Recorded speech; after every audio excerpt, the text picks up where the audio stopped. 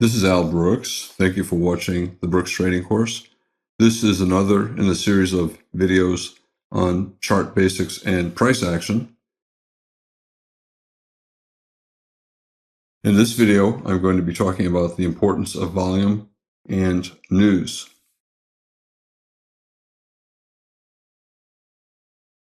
In the last video, I talked about the purpose of markets is to facilitate trading.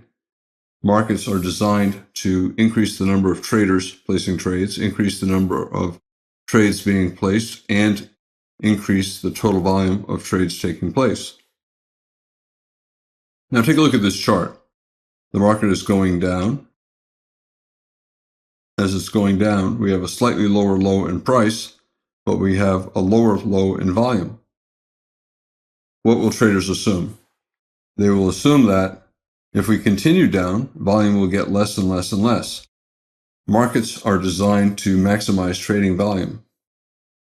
If the market is going down and finding fewer people willing to trade and less volume, it's going the wrong direction, because theoretically, ultimately, if it keeps going down, eventually there'll be no trading at all. And that is not what the market wants. The market tries to oscillate in an area where trading volume will be maximum. Just because volume is getting less does not mean that the market has to go up to find more volume. It sometimes can find more volume by simply going sideways, entering a trading range. So lower price and lower volume. Traders are not interested in trading at this price, so they have to find a new price. If they go lower, they're going to assume there'll be even less volume. So lower is not the answer. The market probably has to go higher to find traders willing to place trades. And you can see we go up a little bit here and volume goes up a little bit. A volume divergence often leads to a rally. So here, price is low, lower, lower, but as it goes lower, volume is getting less as the market is going down. As the market is going down, fewer traders are interested in trading. Theoretically, if it keeps going down, no one will trade. There won't be anyone willing to sell at the low price. Therefore, a lot of times, as the market is going down, volume tends to dry up, and the market has to go higher to find sellers willing to sell. Usually, if the market has a bear breakout on big volume, that low is not going to be the final low in price. Usually the market will go lower, sometimes 2 or 3 times lower, to confirm that the volume is getting less. The conclusion that traders make is that no one is willing to sell at this price. Everyone's happy to buy, but nobody's willing to sell. If you want to buy and nobody's selling, you're not going to get to buy. The market has to go higher to find a price where sellers will come back.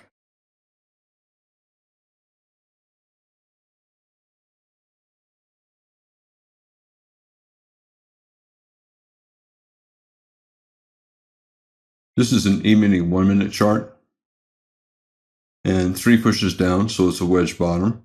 Not really classical wedge shape, but 3 pushes down. We got a sell climax, a second push, and a third push, a spike and channel bear trend. I once traded with a trader many years ago who looked for volume divergences. As the market's going down, he's looking for volume getting less. As it's going up, in a spike and channel bull trend, he'd look for volume getting less, and he would look to trade the divergences. But the problem with trading that way is that if you're a day trader, you're looking for many trades a day. However, a perfect wedge bottom with a double volume divergence, here's the first volume divergence, here's the second volume divergence, that kind of a setup only occurs once or twice a week. So you end up watching the 1-minute chart all week long to find 1 or 2 trades, and you have to hope that you're actually watching the computer at the time that they occur. Do I pay attention to this? No. There are far more important other things that give me far more trading opportunities. Take a look. Here we have a bear breakout and a follow-through bar. So a bear breakout and a follow-through bar. But look at the volume. It's really not all that big.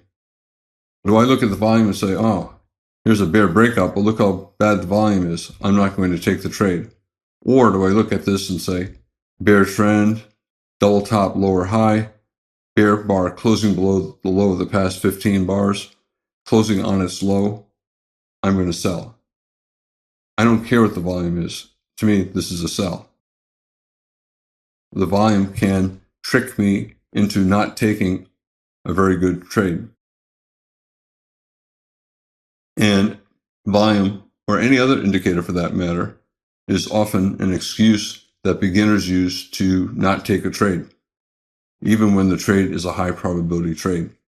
Traders often use indicators, volume, anything, to talk them out of taking what is a good trade, a trade that they should be taking.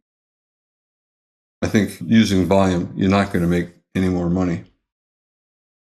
Now, here we have a bull breakout. We have a sell-off, a low 2 bear flag, 2 pushes up, 1 pullback 2, and we tried to break to the downside. Instead, we broke to the upside. All right? So you say, oh, look at that big volume. We have a bull breakout. Certainly, the market has to go up. Well, look what happened. Instead of going up, it went sideways and then down. Here we have a bear breakout with terrible volume, yet the market continued down. And here we have a bull breakout on big volume, and the market went sideways and then down. So the volume was misleading on the bear breakout, talking you out of the trade. And the volume was also misleading on the bull breakout, convincing you that you should trade, that everyone's buying the breakout. And in fact, it was a failure. So I'm just using this slide to illustrate the reality that looking at volume is not going to make you any money.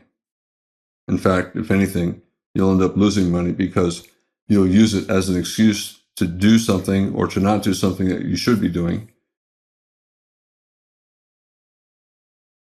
When I look at this chart, I don't need to look at volume. I know this has the biggest volume on the chart.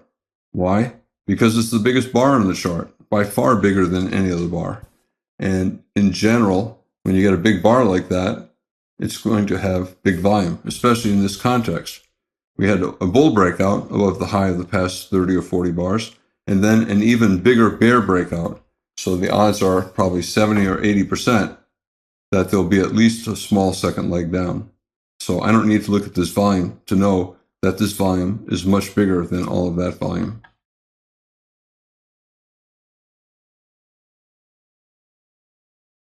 When I see this, I'm selling. I don't care what the volume is. I don't care what the stochastics are. I'm selling. I'm selling as the bar is forming or when the bar closes. I place my trades based upon price action, not volume action. Volume is a false god that beginners hope will protect them from a painful loss. Like any other indicator, traders are looking for something to save them, or they turn on television hoping that some very persuasive guy with a powerful title and a great demeanor will help them make money. And traders are always looking for someone who will protect them against the evil market who wants to destroy them. And that's just not real. You have to take responsibility for what you're doing. And if you see a bull breakout and then an even bigger bear breakout, it's a surprise. And whenever there's a surprise, you have trapped bulls and bears. You have bulls who are trapped in, denying the reversal, and they're holding long. They're hoping for any kind of a bounce to sell out with a smaller loss. And you also have trapped bears who want to get short, and they wait for any kind of a pause bar to sell, to get at least a little bit more down. Look at this. This is the euro versus the dollar, a forex market, and there is no volume. At least for most brokers, there's no volume. Some brokers have volume, but the volume is only the volume at one particular bank or 2 or 3 particular banks, and it really does not give you a sense of what's taking place worldwide in the forex market. When traders are trading forex markets, they're not paying attention to volume. So if volume is so important for trading, how can forex markets be the most popular markets in the world when most traders who trade profitably don't see any volume. For example, look at this bar. Do I need a volume bar to tell me that a whole bunch of traders just sold here? Of course not. Just look at the bars. The biggest bar in the past 30 bars, far bigger than all the others, closing on its low, closing below the lows of all of these bars. Something important just happened, and the odds are 70% or more that you're going to get some follow-through selling. I don't need volume to tell me that the market's going down. I can just look at that bar and I know that the market is going lower. DOM traders, depth of market. They take trades based upon the size of orders at the bid and ask.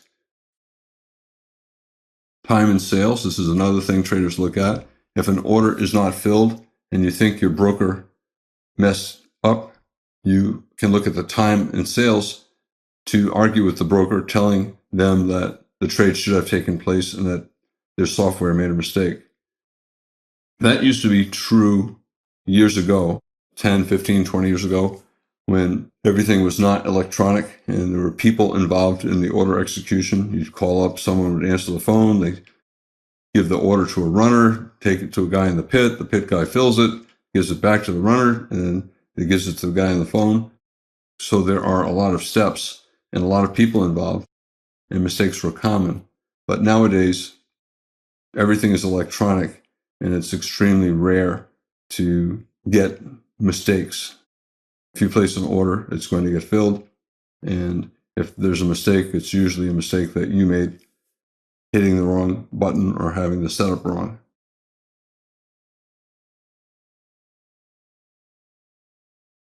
For DOM trading, depth of market, a lot of traders look at the size of the bid and ask orders. And there are different types of DOM trading. Some traders get depth of market with level 2 data, and that allows them to see hidden orders, and you get a very different picture of what's going on. Like here, look at the circled data. You can watch big orders appear and disappear, and in general, the idea is to trade in the direction of the big orders. Here's TradeStation, here's Interactive Brokers, and this is time and sales. And I'm showing this slide to make the point that time and sales, especially for a lot of brokers, certainly for TradeStation, it's useless.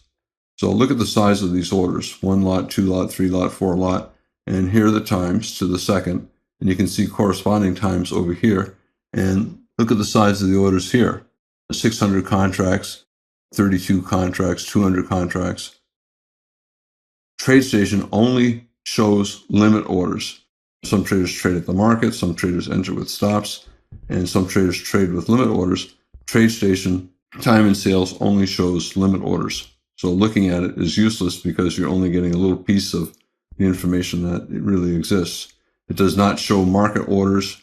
It misses most of the large trade due to deconstructing the orders, taking them apart and showing them in little pieces. Interactive Brokers also shows market orders.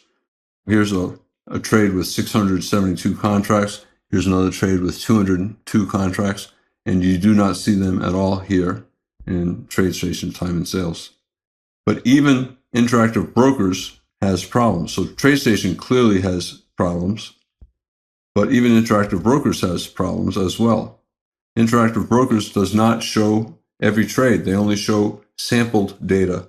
They're never clear to me on the phone what they mean by sample data. So I don't know if they're showing every other trade that takes place, every third trade, or every fourth trade, but they're not showing every trade. Also, here's another problem. Every now and then you're looking at time and sales. Here's the E-mini contract. And look at this. Look at the size of this order. 330,000 contracts. And price didn't move at all. Maybe moved a fraction of a tick. So do you believe that someone actually placed an order that got filled with 330,000 contracts and the price did not move? No, of course not. It did not happen. But you get data like that you see that is clearly wrong and you don't know what to do with it. 330,000 contracts.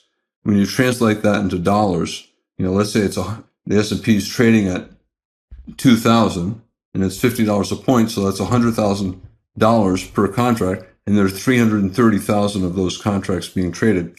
That's bigger than the annual budget of the Philippines.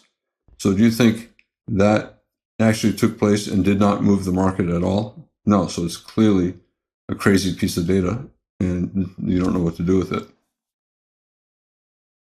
Every now and then, stuff happens that you don't understand, and it happens much more often in the financial markets than a lot of traders would like.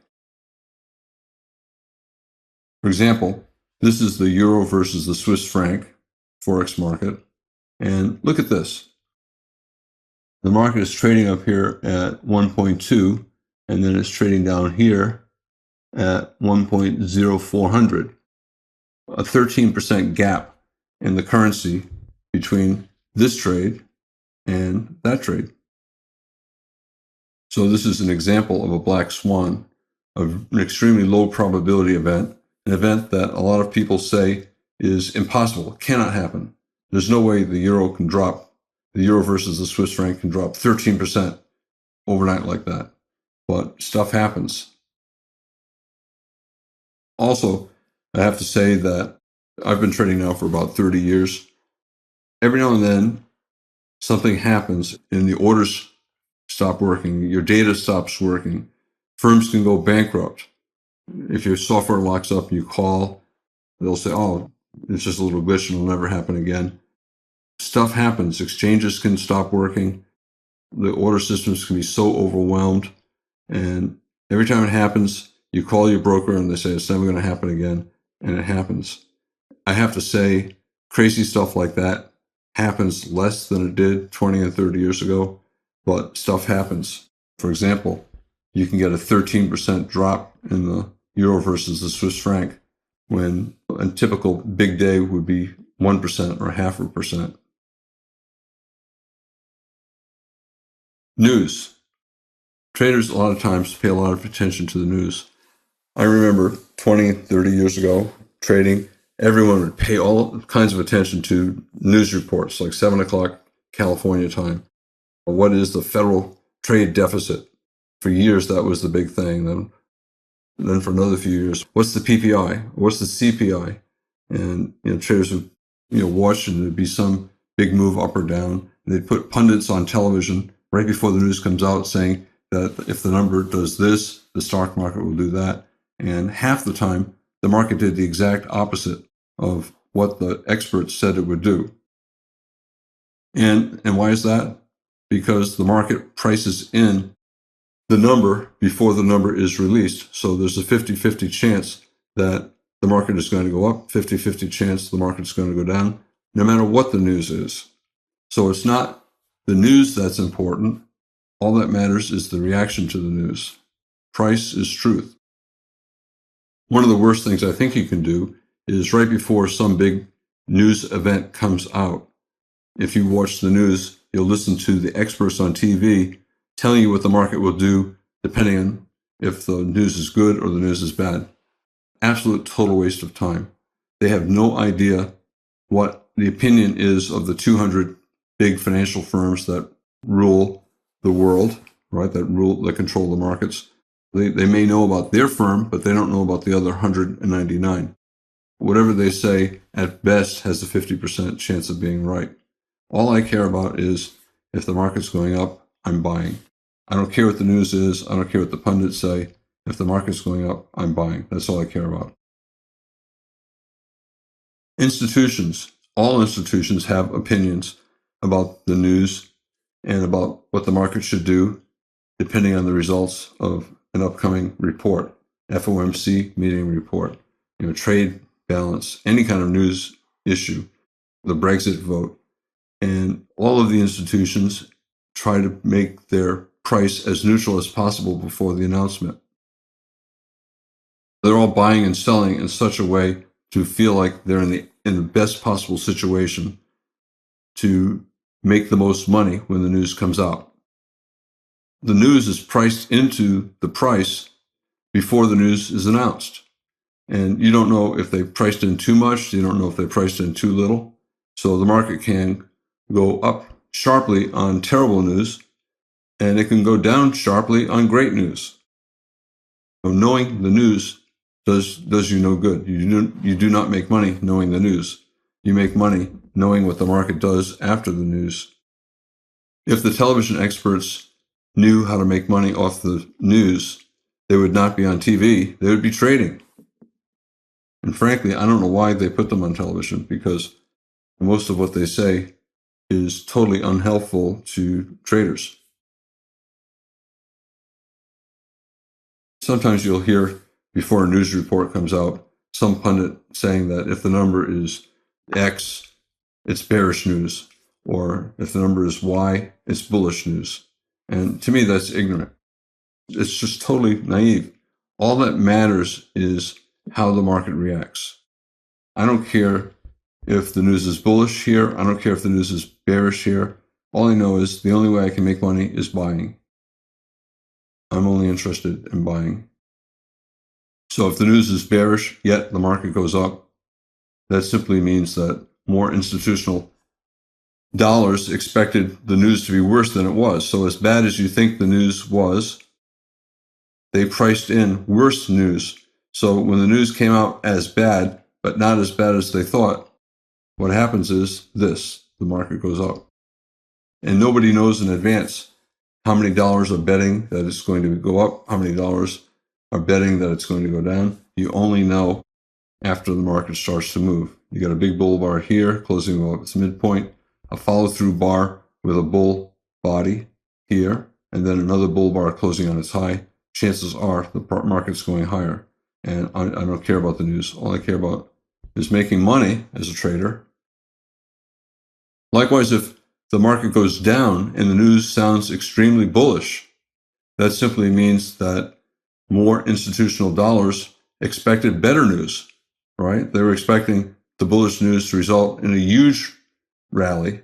And when the news was not quite as good as they thought it was, well, they priced in much better news than what they were expecting. And the result is the market can go down far and fast on good news.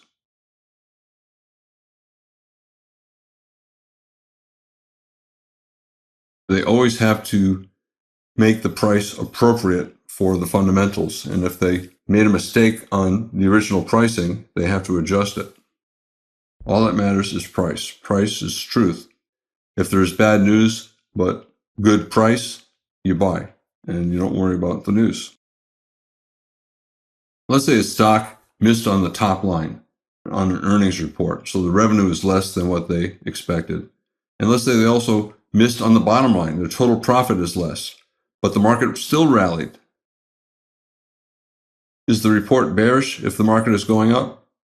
No, to me, if the market is going up, despite the news appearing to be bearish, the stock bringing in less money and making less profit on the money that they're bringing in, to me, that's a bullish report.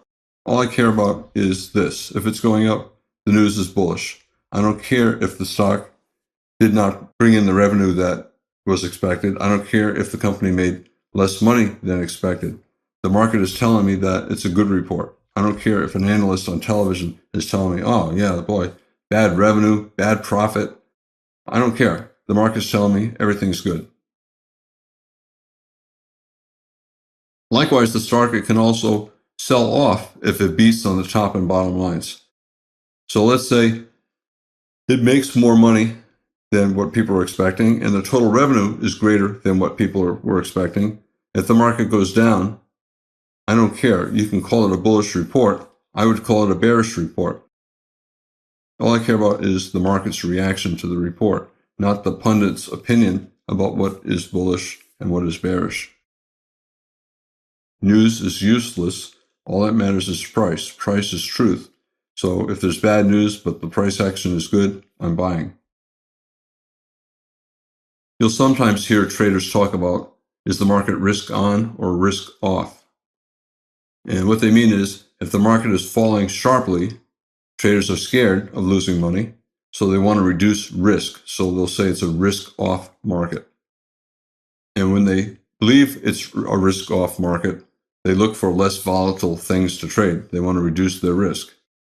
So they may switch to trading consumer staples like Procter & Gamble, Coca-Cola, Verizon, instead of highly volatile stocks like technology stocks.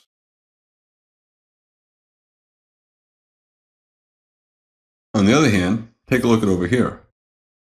When the market is going up sharply, traders believe it's going to go up higher. They're more willing to trade riskier stocks. So if this is the overall market like the S&P and it starts to rally sharply like this, traders expect it to go higher. Traders will make more money trading more volatile stocks and taking on more risk. They'll say, oh, this is a risk-on situation. Instead of trading low-risk stocks that don't move very much like Procter & Gamble or Coca-Cola, they'll switch to stocks that tend to move more than the overall market, like Facebook or Apple, or even riskier stocks than that. So when the market is falling, it's risk off. Traders are going to only trade things that have less risk. When it's going up strongly, it's risk on, and they'll trade things that have more risk. When you're in a risk on situation, it's a momentum situation. Traders don't care about anything other than price. They see the market going up, they believe it's going to go up more, so they'll just keep buying. They don't really care about earnings.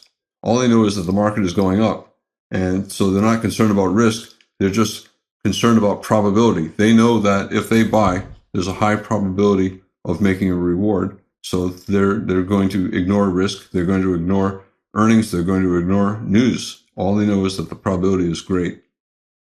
And they're more willing to trade much more volatile stocks. As I said, technology, biotech stocks, because they know those stocks move more than the more conservative stocks, and they want to maximize their profit.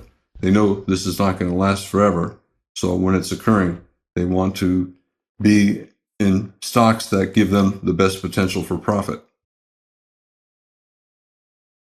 Whenever the market is going up sharply like this, traders believe it's going to go up higher. So you buy here because you believe it's going higher. You buy anywhere in here, a very tight channel, basically a micro channel, no pullbacks. You buy anywhere in here because you believe you'll make money, that it'll go higher and you can sell it for more money. A lot of these traders are momentum traders. They're not buying because the market is cheap. They're buying because the momentum up is strong, and they believe the momentum alone will carry the stock market higher or the price of their stock higher. They don't care about fundamentals. All they care about is momentum. They don't care about value. They don't care about earnings. They don't care about news. All they know is if they buy money, they'll probably make money. So they're just trading on probability. Traders sometimes refer to FOMO trading, fear of missing out. It's an acronym. And this is a good example of FOMO trading. When the market is racing upward, they're afraid that they're going to miss a great opportunity, so they buy. Right? The institutions are judged on their performance compared to other firms. And when you get these brief opportunities to make a lot of money quickly, everybody buys. And with everybody buying, it is self-perpetuating. The market just keeps going up. Firms cannot miss big moves like this. They don't happen all that often. In general, about 10% of the bars on any chart are in a strong breakout like this, and this is where traders make their money. So they cannot risk missing one of these opportunities. As I said, only 10% of the bars on any chart look like that, and when this starts to happen, traders buy, and with everyone buying, it's self-perpetuating, and it goes up. Traders are afraid that they're going to miss a big opportunity. You can call it a risk-on market. You can also call it a FOMO market, fear of missing out market. It's a momentum market. Everybody's buying because they know the probability is it's going to go higher. Buying at any point in here will result in a profit. Momentum traders, they don't care about fundamentals. They buy even if the market's expensive because they're confident that the market will trade higher. So here you are buying at the top of 6 or 7 or 8 bars, 10 bars, 15 bars. The momentum traders, they don't care. They don't care about the fundamentals. All they know is the market's going up and they'll make money if they buy. They don't care if it's expensive. They don't care about PE ratios. All they care about is is going up and they want to buy. They buy simply because the market's going up. And they don't care why the market's going up. They don't care what the fundamentals are. They don't care what the earnings are. They don't care what the news is. All they know is when the momentum is really strong, they want to buy. Value traders, on the other hand, pay a lot of attention to price. They only want to buy when the market is cheap. For example, a value trader will look at this and say, wow, the market's really cheap here.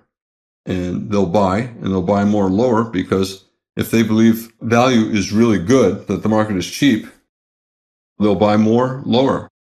Carl Icahn is famous for scaling into trades in falling markets. So if a stock is falling, but he thinks it ultimately is going to go up, he'll buy, and if it falls more, he'll say, wow, that's a good value, I'm going to buy more. Value investors pay a lot of attention to fundamentals.